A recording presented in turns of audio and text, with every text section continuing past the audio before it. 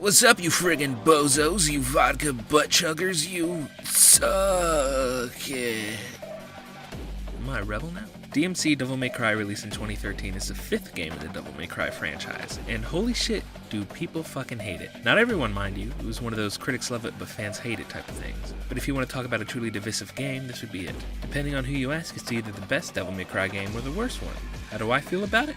Well, it's definitely not the best Devil May Cry game. It's the second or maybe third best. As of writing this episode, I haven't played Devil May Cry 5, but my current list is probably Devil May Cry 3, DmC tied with Devil May Cry 4, Devil May Cry, and Devil May Cry 2 is in the fucking dirt.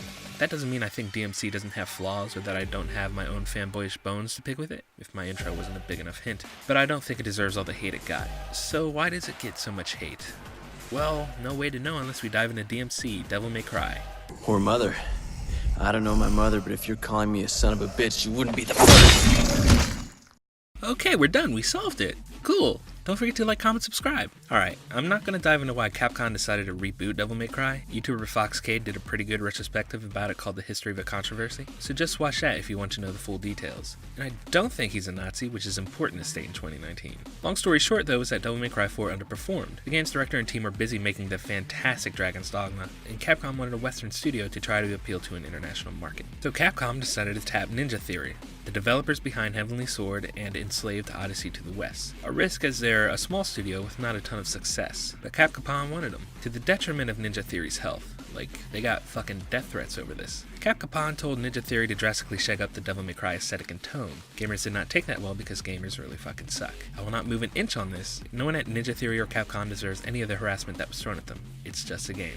But I'd be lying if I didn't say that when the first trailer came out in 2010, I fucking hated it. I hated the redesigned Dante, I hated the tone they seemed to be going for. It felt like the dark knighting of another franchise that didn't need it. The drive to make something dark and gritty to appeal to stockholders' idea of what the youth thought was cool. But I did end up playing it when it came out, because trailers lie and it's still a new Devil May Cry. Okay, so we'll not go into the nitty gritty of the actual game itself, starting with its protagonist.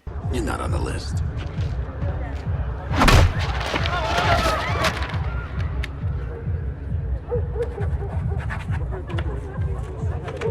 I am now. So Dante is an iconic character. Since his debut back in 2001, he shot up as one of Capcom's most beloved characters. A trend which seems to continue given how Dante was received at last year's E3. God tier logo. God tier logo. Here we go. Here we go, Dante. We're gonna judge you. He's got it.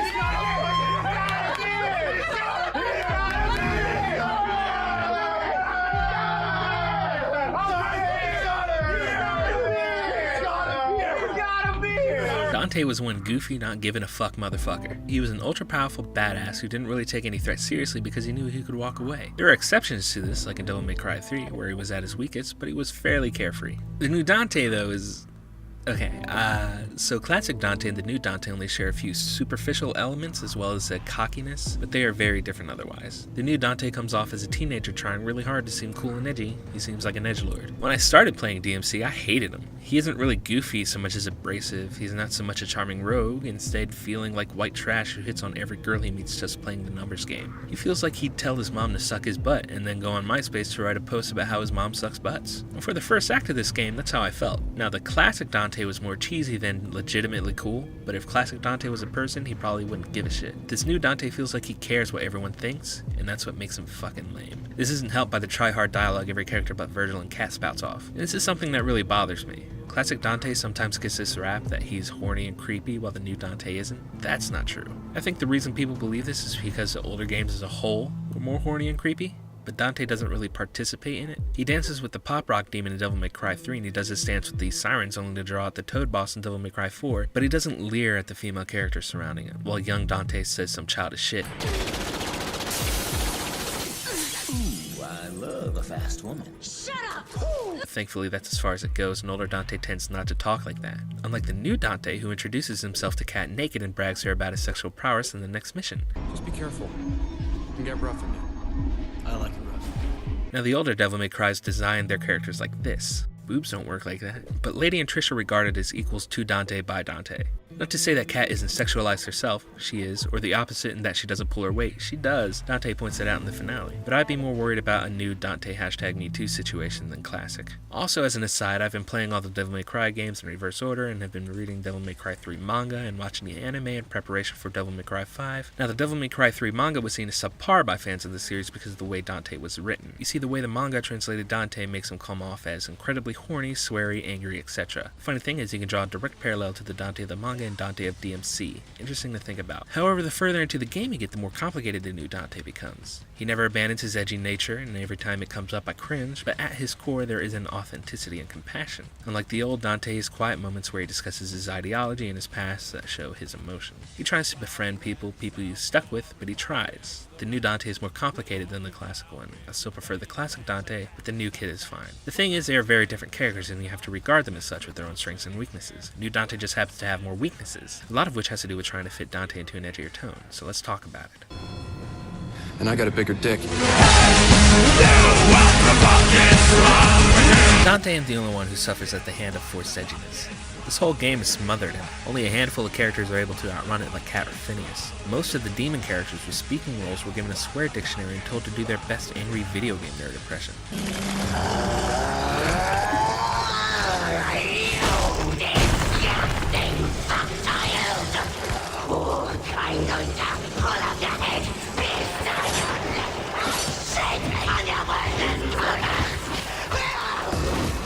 It's like puking on a pile of shit. Though considering Mundus's reimagining into a corporate overlord, it may be used to poke fun at people in power. The idea that because they have some form of status they are our superiors, but speak and act like children, similar to how shows like The Thick of It and Veep choose to poke fun at politicians. That theory is undercut by the fact that Dante talks exactly like them though. The game introduces its characters and enemies with this faux Borderlands Suicide Squad bumper that does not look good. You just slap the red filter and some text over the enemy guys. That isn't style. Then you have this fucking mini-screen which screams like a 14-year-old learned about the German Renaissance or something. Basically, the only time I liked the uber blue tone was when the level itself told me to fuck off.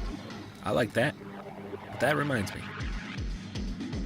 As much as I've talked shit about this game's aesthetic choices, I cannot sing the praises of this game's level design enough. I'm just going to say that I'm not a huge fan of Resident Evil, especially the first 3 games. But Devil May Cry was a spin-off of sorts, so it uses level design akin to Resident Evil. A lot of obscure puzzles, a lot of backtracking, a lot of castles, and while the level design in previous games weren't bad at all, they could feel repetitive. All that in Resident Evil wasn't a platformer, but Devil May Cry chooses to have platforming segments in what amounts to a Resident Evil location. DmC goes out of its way to correct that. Dante borrows Nero's Devilbringer ability in the form of his angel and demon abilities. With his angel form, he can bring himself closer to a point or enemy. With his demon form, he can bring an enemy or platform towards him. Seems pretty basic, but it fixes the clumsy platforming of the old games. Couple that with Dante's new angel dash, and mobility isn't an issue. Then you get to the levels themselves. There are over 20 missions in this game, and almost all of them are unique, which is a double send after Devil May Cry 4. DmC is set in this city that's part older European city and part modern Marvel. It's meant to have a more realistic and lived look, like Fortuna from Devil May Cry 4 if New Yorkers lived there. But there's no real combat here. In fact, demons can't exist in our reality, so they need human forms to hide their true selves, like Mundus and Lilith. So I believe DmC took a page out of Bayonetta's book by introducing Limbo as a concept. Layered over the normal world is a supernatural one called Limbo, where demons roam. And while Bayonetta has control over whether or not she falls into Limbo, Dante generally does not. Because of this, the levels actively try to direct and kill Dante. This allows them to create a threat without relying on another wave of enemies and serves to shake things up. Smart move! It also lets them go absolutely wild. You can end up in places ranging from a multicolor Eurotechno dreamscape to the graphics in a Fox News style television program. It's honestly quite impressive and something that a lot of games have done since. See, I'm not totally down in this game. Actually, I do like quite a bit more, like this.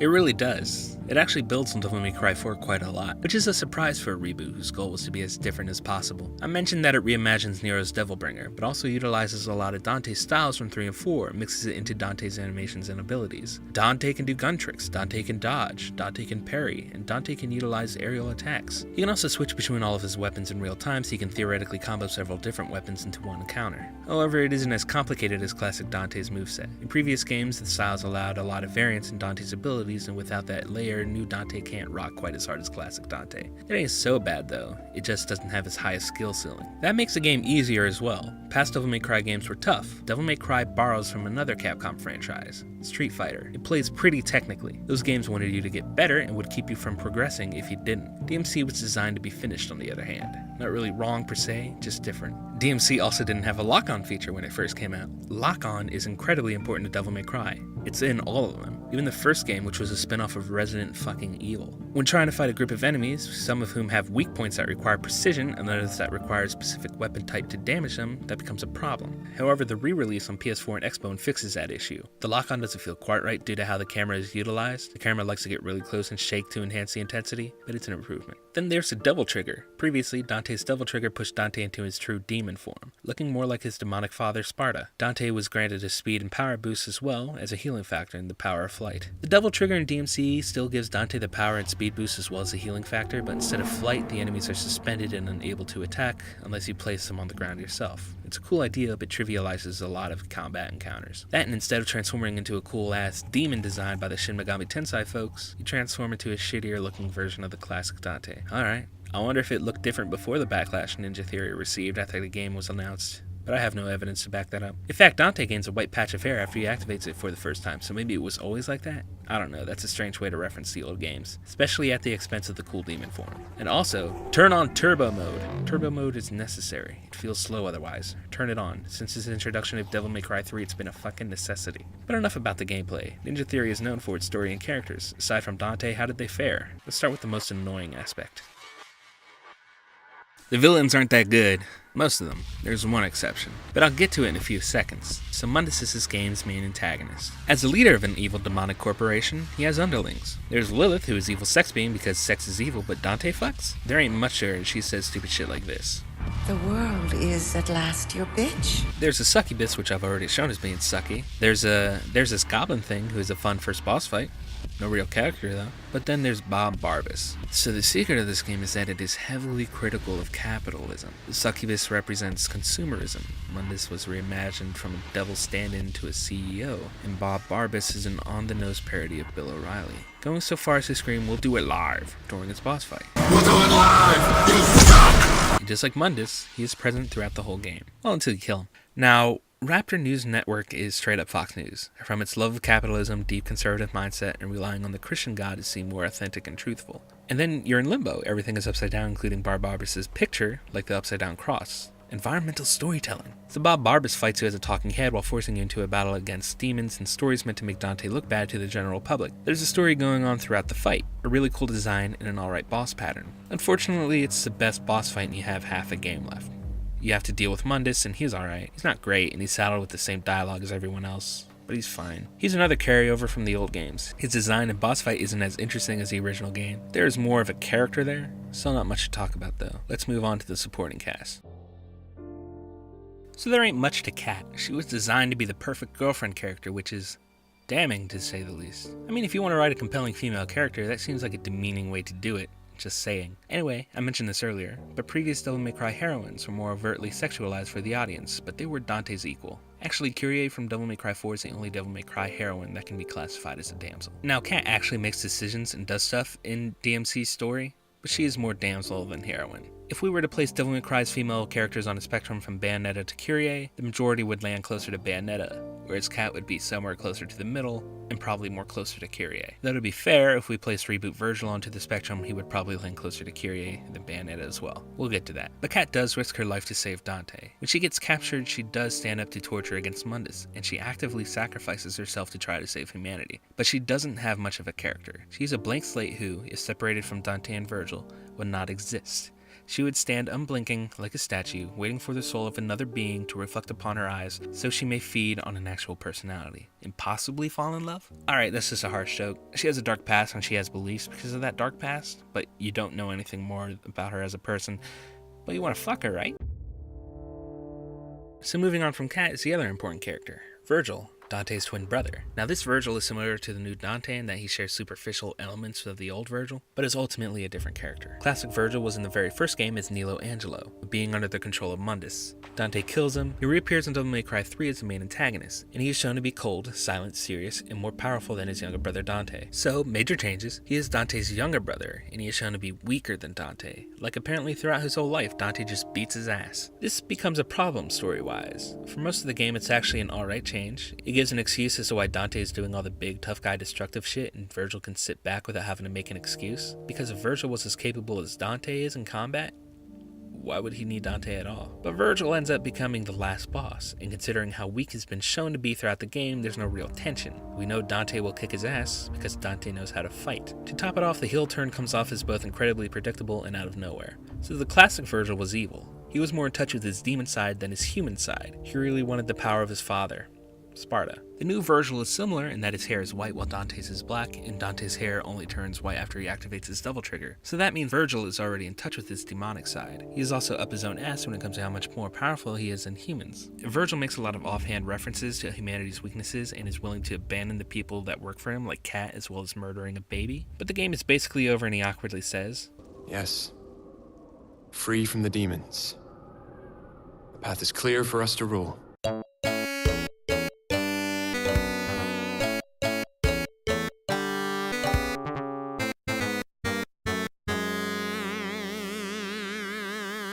It's pretty silly. Two things they could have done was either push the heel turn to the second game, or kill off Mundus halfway through the game and establish Virgil as the real villain. As it stands, it is just a joke. Now Virgil is also playable for the DLC in this game, Virgil's Downfall, an epilogue after Dante kills him. And if you want to say DmC is how Dante becomes more like classic Dante, then Virgil's Downfall is how Virgil becomes more like classic Virgil. Well, what the fuck did they do to you, Virgil? And again, the more in touch to their Nephilim heritage the Sparta brothers reach, the closer they look to their classic designs. Which is weird because that's less interesting than their demonic designs in the older games, whatever. He also played similarly to Virgil in Devil May Cry 3 and 4. That's fun, but it doesn't have a double jump, which feels weird. But ultimately, this Virgil doesn't get enough time to breathe. He could have been an interesting character if Ninja Theory didn't decide to rush his downfall. You deceived us, Virgil. Me and your brother. You don't belong anywhere. What have you become? Where's your heart?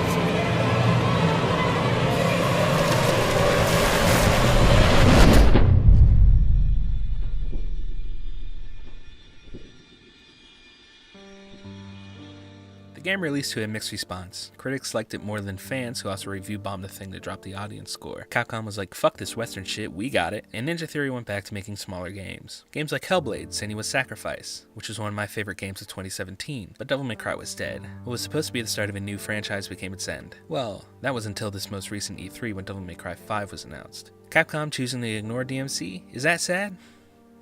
Ninja Theory got fucked hard by this for sure, but DmC wasn't all that strong or memorable compared to the classic games. One thing I thought would have been an interesting move for Capcom would be to have both series running at the same time on 2-year cycles. Every 2 years we get a Devil May Cry game, and it'd either be a DmC game or an entry in the classic series. That way we get to see what happened to Dante and Virgil after demons were exposed to the world, and what happened to Dante after Devil May Cry 2. Oh well. By the time this video drops, Devil May Cry 5 should be out, and I'll be playing the fuck out of it. It'll be interesting to see if they take anything from this game or try everything in their power to differentiate themselves from DmC. Who knows? I'm going to take a break from doing this for a few months. I'll be back in the summer. I want to bank some footage and maybe try some new things out on the channel until I bring this back. Alright, bye.